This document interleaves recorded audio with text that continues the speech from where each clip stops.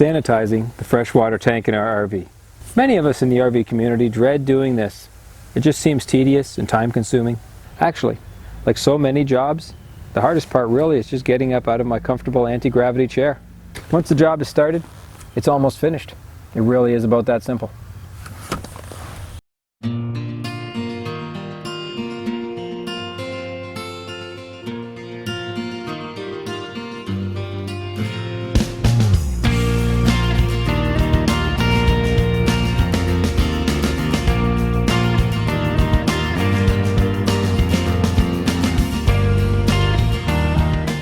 Regularly sanitizing both the freshwater tank and the water lines is both easy and important. We drink the water from the tank, so letting mold and bacteria grow here can have an adverse effect on our health. We live full time in our RV, so that means there's never a time when the water is sitting in our tanks, sitting in our lines. We use it all the time, so we sanitize only about once per year. For the RVers who are camping only during the summer season, generally speaking, you're going to sanitize when you take it out of being winterized, and then every 3 months or so during the season after that. This maintenance in the freshwater tank is an important part of RV living. No different than checking the roof for leaks or checking the air pressure in our tires. There's no guarantee that we're going to have safe drinking water at every stop that we make along our journey. We minimize our risk by using a non-toxic water hose, and we use a filter at the campground's faucet to minimize sediment coming into our trailer at all. And then we use this Brita filter here as our drinking water dispenser. And we routinely sanitize with the use of chlorine to prevent the growth of microorganisms in the humid environment of our freshwater tank. How do we do that? Well, simply put, we put diluted bleach into the system, wait about 12 hours, and then flush it out with fresh water. I'll go through it step by step right now. Plan to be at a campsite with full hookups, water and sewer. And ask the RV park's manager if they allow their guests to do this. Some parks have only a small septic system, and they can't deal with this much water going into it. I find it easiest to begin the process later in the afternoon or evening. This allows the disinfecting time to happen while we're asleep. Start by bypassing the water heater.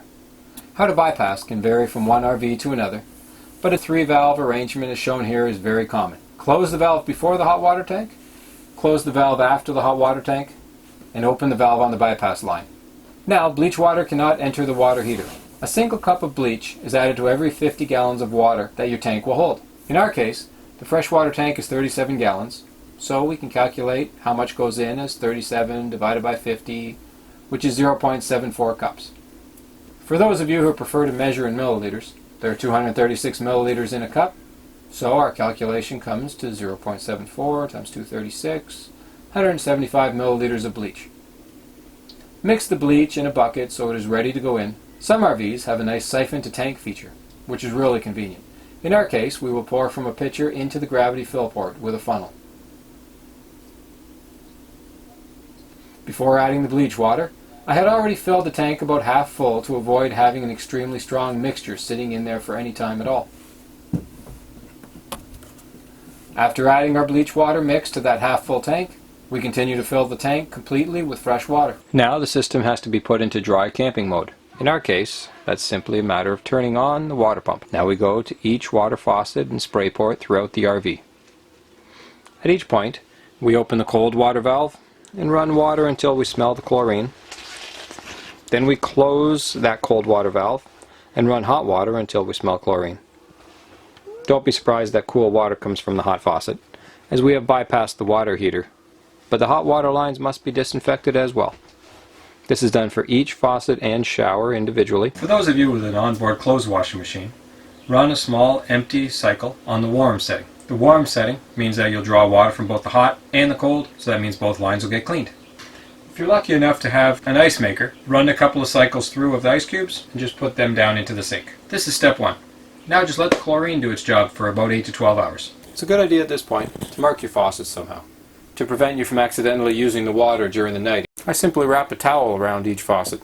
It's a perfect reminder not to use it. Now for the easy part. Flush out the bleach water after the soak time has passed. Start by emptying the fresh water tank. There are 2 ways to accomplish this. The RV's water pump can do the job, as you hold the faucet open and run the water down the sink's drain into the gray tank.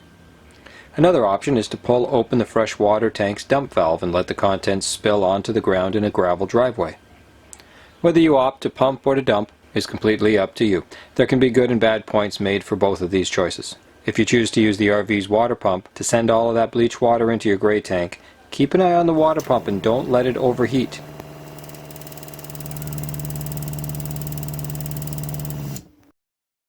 Fill with potable water and go back to each faucet and run the hot and cold lines again, one at a time, like you did before. At this time, wait until the smell of bleach is gone from each of them. It may be necessary to repeat this rinse a second time to get rid of the bleach smell. Return these valves to the normal operating position so the water heater is back online. If for some reason the water tank doesn't have water in it at this point, make sure that you fill it up before you turn it on. You don't want to heat an empty water tank and risk cracking something. Don't forget to cycle the clothes washing machine and the ice maker if you have either one of those. Congratulations! The freshwater system is now clean and ready for normal use again. As always, I look forward to seeing you on the road. Check out some of our other videos and subscribe to our channel. New content will be posted weekly.